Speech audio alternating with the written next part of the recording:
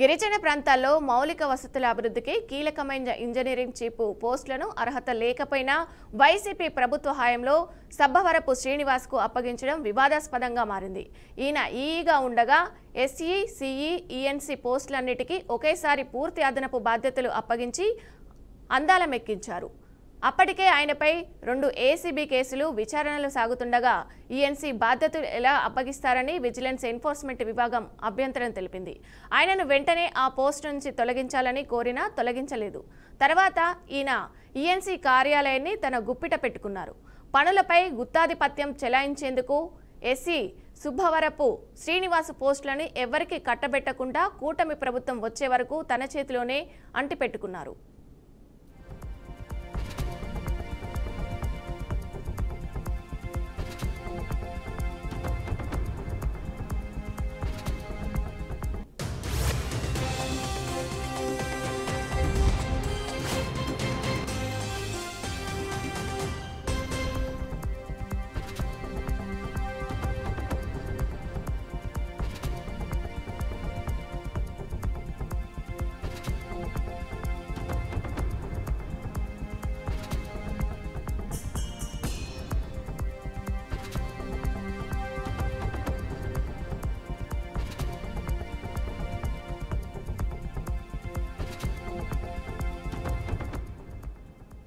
ENC పదవిలో ఉన్న శ్రీనివాస్ తన భాగస్వామి గుత్తదారితో కలిసి అనధికారికంగా కాంట్రాక్టు నడిపినట్టు ఆరోపణలు ఉన్నాయి.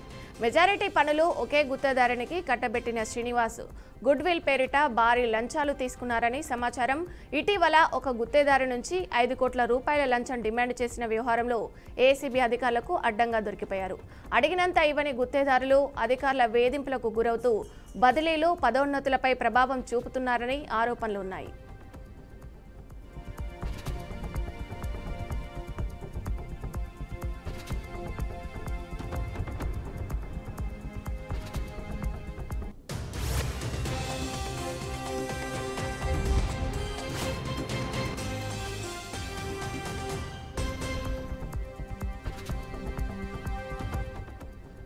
కూటమి ప్రభుత్వం వచ్చినా కూడా శ్రీనివాస్ అధికార దుర్వినియోగం కొనసాగుతుందని, వైసీపీ హయాంలో తనకు ఈఎన్సీ పదవి దక్కేలా చేసిన ఉత్తరాంధ్ర నేతల మద్దతు ఇప్పటికీ కొనసాగుతుండడం వల్ల ఆయన హావా కొనసాగుతుందని పలువురు ఆరోపిస్తున్నారు. ఆయన భాగస్వామి అయిన గుత్తేదారుని పనులకు సైతం మంత్రులు సిఫార్సులు చేస్తున్నారని సమాచారం. వాస్తవానికి కూటమి ప్రభుత్వంలో ఈఎన్సీకి అడ్డుకట్ట పడుతుందన్న అధికారుల ఆశలు ఫలించకపోవడంతో అధికార వ్యవస్థలో తీవ్ర అసంతృప్తి నెలకొంది.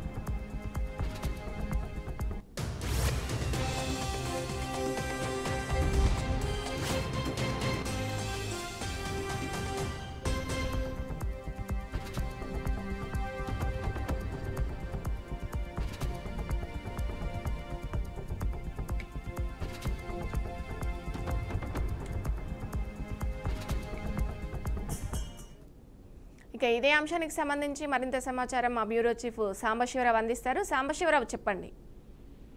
గిరిజన ప్రాంతాల్లో మౌలిక వసతులు అభివృద్ధి పనులు పర్యవేక్షణలో ఈఎన్సీ కీలక పోస్టు అర్హత లేకుండా ఆ పోస్టుకు వైసీపీ ప్రభుత్వం హయాంలో సుబ్బవరపు శ్రీనివాస్ కు కట్టబెట్టారు. అయితే ఈయన ఈగా ఉండగా ఏసీ, సిఈ, అదేవిధంగా ఈఎన్సీ పోస్టులన్నింటికి కూడా ఒకేసారి పూర్తి అదనపు బాధ్యతలు అప్పగించి ఆందోళన ఎక్కించారు. అయితే అప్పటికే ఆయనపై 2 ఏసీబీ కేసులు ఉన్నప్పటికీ కూడా వైసీపీ ప్రభుత్వం ఏమీ పట్టనట్లుగా అతను వ్యవహరించిందని చెప్పుకోవాలి. అయితే విచారణ సాగుతుండగానే ఈ ఏఎన్సీ బాధ్యతలన్నీ కూడా ఎలా అప్పగిస్తారని చెప్పేసి కూడా విజిలెన్స్ ఎన్ఫోర్స్మెంట్ విభాగం అయితే అభ్యంతరం తెలిపింది. అయితే ఆయన వెంటనే ఆ పోస్ట్ నుంచి తొలగించాలని కోరిన అప్పటి వైసీపీ ప్రభుత్వం లెక్క చేయలేదు. ఆ తర్వాత ఆయన ఈఎన్సీ కార్యాలయాన్ని తన గుప్పిట పెట్టుకొని పనులపై గుత్తాధిపత్యం చేయించేందుకు ఈ శుభవరపు శ్రీనివాసరావు పోస్టులన్నీ ఎవరికి కట్టబెట్టకుండా ఆ కూటమి ప్రభుత్వం వచ్చే వరకు తన చేతిలోనే అట్టిపెట్టుకున్నారు. అయితే గుత్తేదారునితో కలిసి అనధికారికంగా కాంట్రాక్టులు నడిపారు. మెజార్టీ